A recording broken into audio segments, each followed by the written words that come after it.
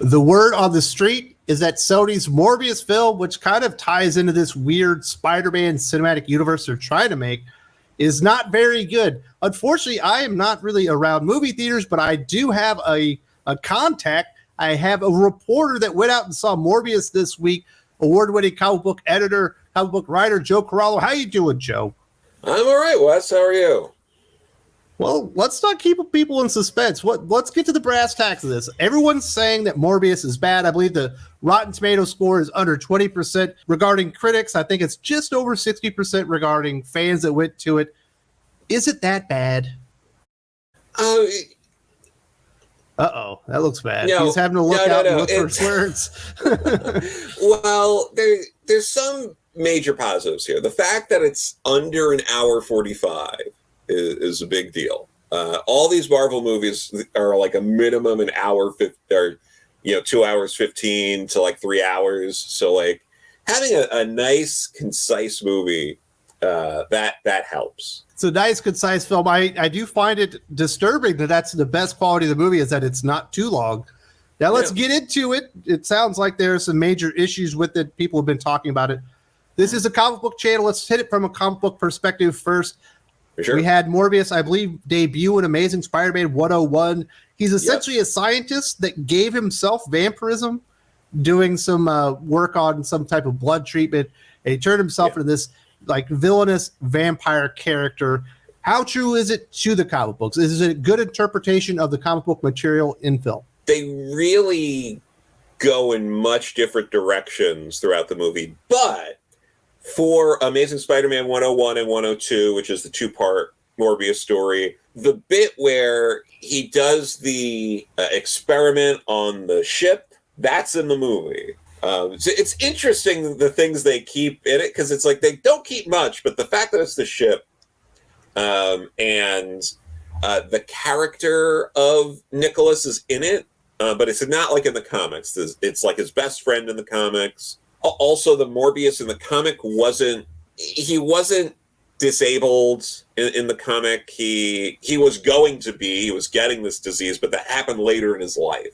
And this, like Jared Leto's version, the version of Hunger, who's Milo in the movie, played by Matt Smith, is also like sick from him as a kid. In the comics, the character of Hunger was like I think like a Hydra agent who kidnapped Morbius and stole sort of his power and used it. That was in like the Howard Mackie. I think John Romita Jr. was doing the art at the time. In SpiderMan, Matt Smith's character is like completely different. Yeah, so there's a lot of major changes while keeping very little, and it's weird the things they do keep. But yeah. I remember watching Venom with my wife. When we walked out, she goes, "Was that a good Venom movie?" I was like, "I don't know if it was a good Venom movie. I think it was a good fun movie, but they didn't really have real Venom there." It sounds like they kind of went the same route with Morbius, but they forgot to deliver a good, fun movie. One of the biggest problems is Jared Leto. He was a hard person to watch as a leading man, taking up most of the screen time. And Tom Hardy is easier to watch on screen for an hour and a half. There are times that I've seen movies and I thought Jared Leto was really good, specifically like a Fight Club or something like that. But once he starts not playing humans anymore, or like even in a Blade Runner 2049 where he's kind of like, is it post-human, something like that, he's beyond human type stuff, he becomes too weird to enjoy on the screen. So his screen presence has to be limited. Yeah. Otherwise, he's going to weird up the movie too much. And obviously in this one, he's the starring guy. And I was like, feels like an odd choice for a film like this. Yeah, he plays it weird.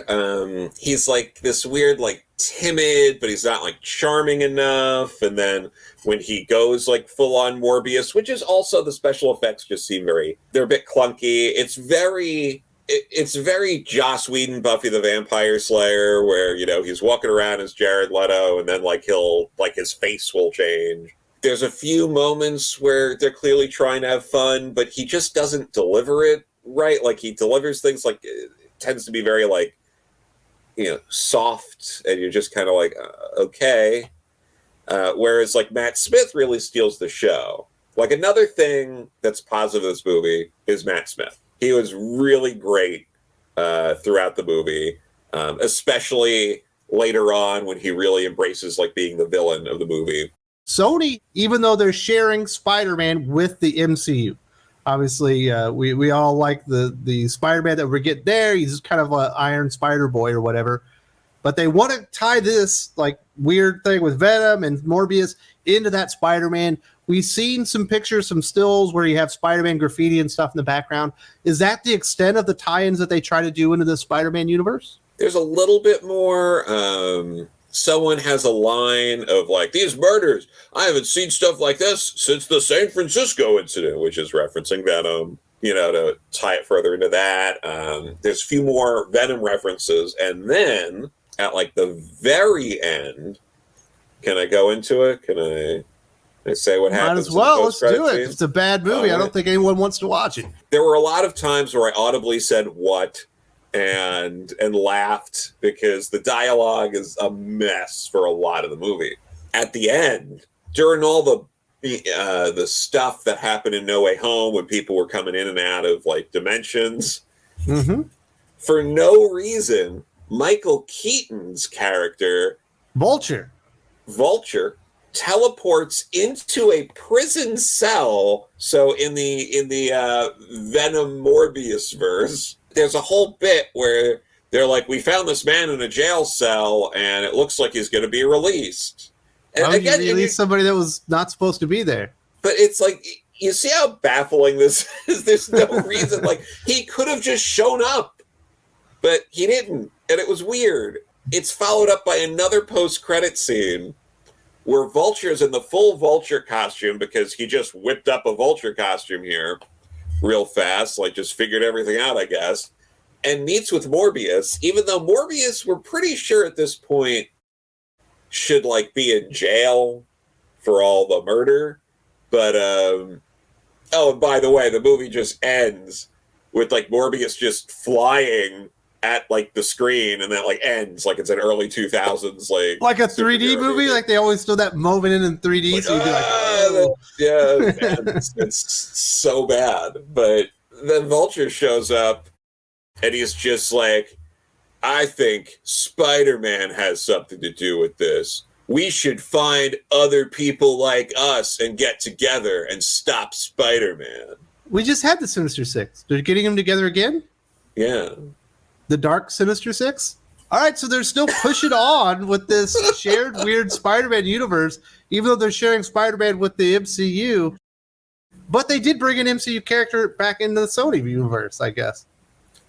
I guess. I mean, I don't know. Depending on how things go with this movie, you know, they might put the kibosh on this like they did with setting up the Sinister Six and all that stuff for Amazing Spider-Man 2 and just 3 and all that never happened. So who knows? I can't imagine we're going to get like Morbius 2. I don't want to live in that world. We are in a different world as far as box office climate, where back in the day, you know, you throw a superhero on there, maybe it would probably break even or whatever, but it feels like today you have to deliver the goods to get enough people into the theater to justify just not only the budget, but the marketing and whatnot to really have a successful movie. It doesn't feel like that's going to happen with Morbius. I don't think Morbius was a big enough character to begin with. They hit Venom, they hit Carnage, they hit kind of some of the stuff associated with Spider-Man that they had that I think could have been successful.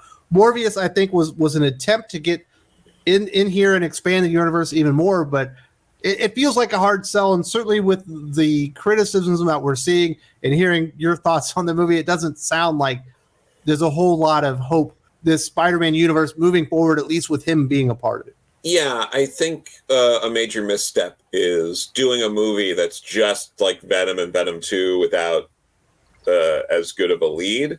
Because ultimately, it's, you know, Morbius, I have these powers, and now I'm fighting a guy who has the same powers as me, which were both Venom movies. So who do you think would like this film? Is there anyone that you're actually going to recommend this movie to?